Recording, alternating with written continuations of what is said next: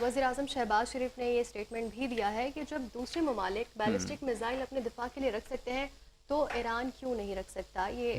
इस पर भी काफ़ी बातचीत जारी है और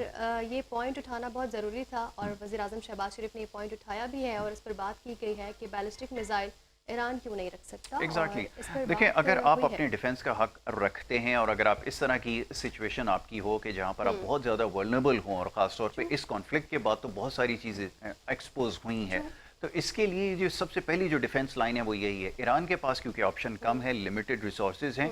अपनी फ़ौज को बिल्ड करना, टेक्नोलॉजी के अंदर शिफ्ट लेकर आना ये इतना आसान काम नहीं था। लेकिन मिसाइल टेक्नोलॉजी एक ऐसी चीज़ थी जिसके अंदर उन्होंने बहुत ज़्यादा प्रोग्रेस की और यही उनकी मेन डिफेंस लाइन है जिसकी वजह से उन्होंने इस जो जंग में एक तारीखी कामयाबी हासिल की। अब मैं लफ्ज़ तारीखी कामयाबी का इस्तेमाल कर रहा हूँ, तो आप प्लीज़ वो जो ये पॉइंट्स हैं जिसके ऊपर निगोसिएशंस हो रही है, अगर आप इसको देख लें, जिसके ऊपर क्योंकि एक एग्रीमेंट हो चुका है, इससे आपको बखूबी अंदाज़ा हो जाएगा कि इसको कामयाबी ही समझा जाएगा ईरान।